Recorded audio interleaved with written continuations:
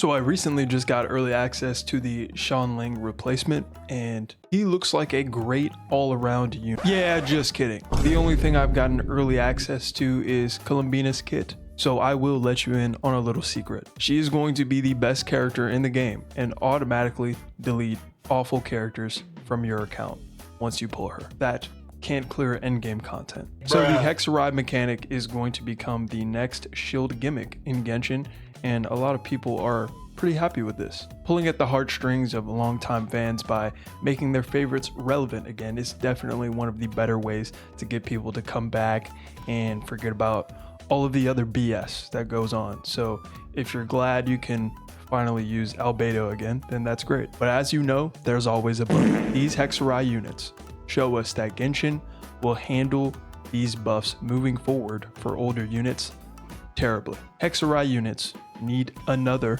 Hexarai character on their teams to take full advantage of their buffs, and this is just further implication that Genshin is no longer a game where team building is part of that fun, because you're so restricted now on what you can do that you're basically trying to put a triangle into a circular hole if you deviate from the meta, because of how bad these teams can be when you're not using the best in slot characters. For example, Mona's buff really only benefits a character like Mualani. Arlecchino is a little restrictive because of the Hydra applicator and the main buffer being Bennett that she needs, so it's hard to slot in another Hexarai character here with Mona. Then if we look at someone like Blins, we already know how restrictive his team building is. And let's not cope, guys. Venti's buff is not going to mean much in the long term. I know that pretty much nobody wants to say it because they'll get a bunch of heat for it and get called ungrateful, but they should have just made this guy able to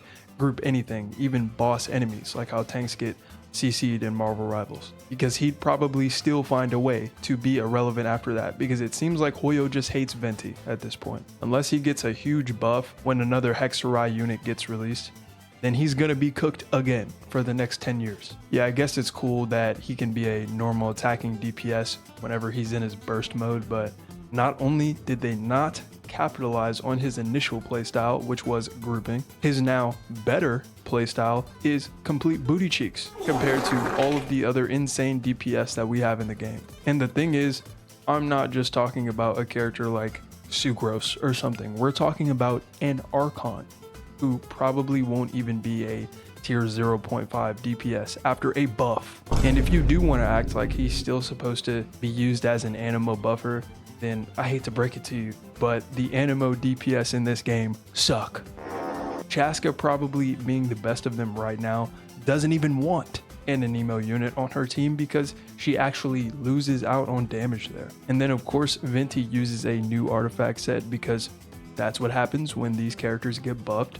So just go ahead and throw away that set you've been farming for years. No big deal, right? Get ready to farm the new one, by the way. How is it that a character gets buffed, right, and you still need to pull their constellations for them to be even somewhat competitive with the newer DPS? I don't understand. They could have just made it to where he could suck the soul out of the enemy. Okay, I could have worded that better, but whatever. I think you got what I meant. The bright side is that Mualani is a monster, so she will be even better with Mona.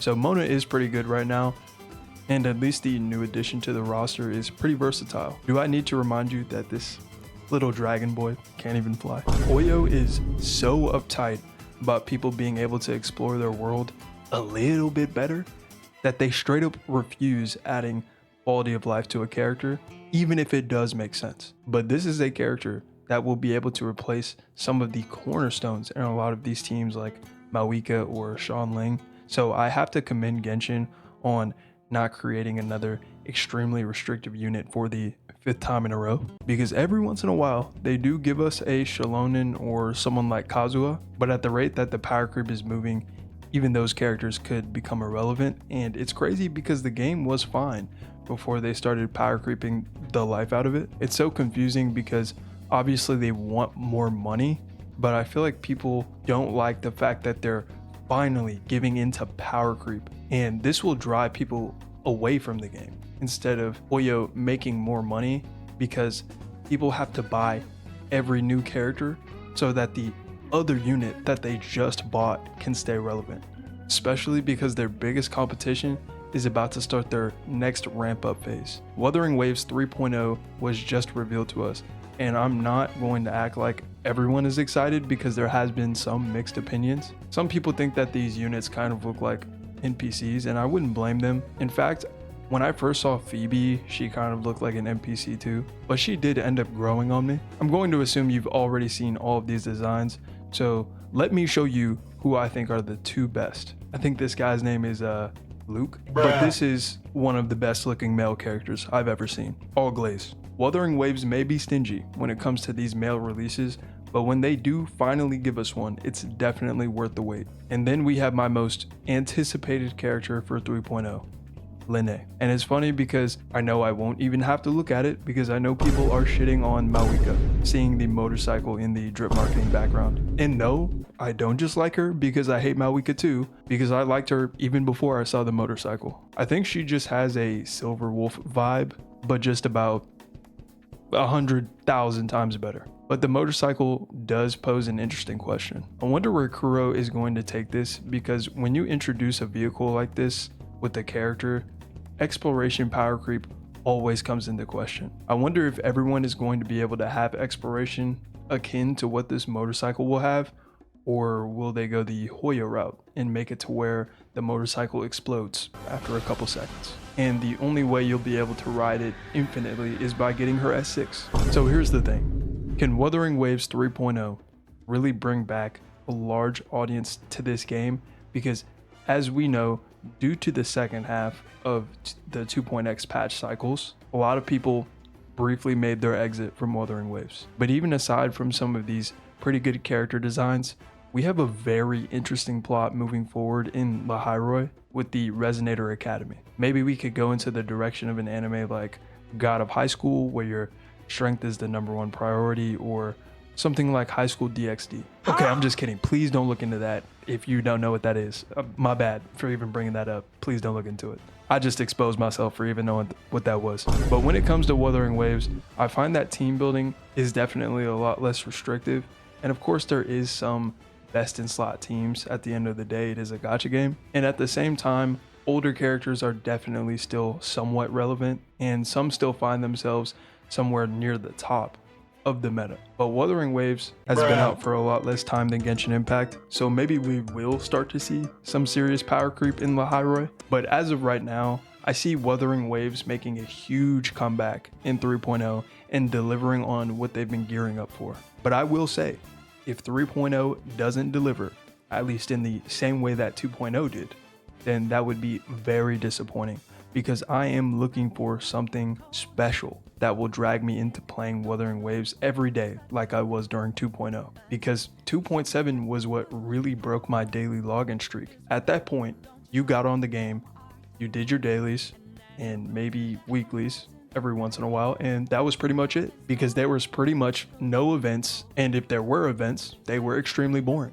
But I do have hope for 3.0, and if it ends up being a pile of garbage, I don't really care, because there's so many other great games out right now, and it's not like Wuthering Waves is the only good product on the market. So yeah, I do think that Genshin Impact should step it up because of how mediocre some of these quote-unquote buffs look. And while Wuthering Waves is looking pretty good in the future, let's not act like the game is in its best state that it's ever been right now. There's been a ton of controversy around it, like whether or not the most recent patch was good. And then of course there was the weird senpai drama with people getting triggered that people look at the story in a certain way, which is just insane. I don't even know why it matters if someone thought that the story was corny or whatever. There's bad opinions everywhere on the internet. It's funny because there's so many other issues in Wuthering Waves, and a drama just sparks up over how someone looks at the word senpai. Like, by the way guys, Whimpering Waste still sucks, but it'll be okay. So don't fumble this. Girl. Your word of the day today is Frontline. Yeah, I hope that Girls Frontline 2 was the first thing that popped into your head whenever I said that, but maybe it wasn't, because can anyone tell me why this game seems to be kind kind of irrelevant. You only hear mentions of it here and there, and I'm assuming it's because it's a major Gooner game. But it can't be just that, because look at Zenless Zone Zero. Of course, compared to its Hoyo sister games, it isn't doing so well, especially because of how they've been handling the game recently. But I wonder why. Nobody cares about Girls Frontline. Maybe if you didn't need copies of every single character on your team to clear the very unreasonable endgame, which is the direction I feel like Do at Night Abyss will go into.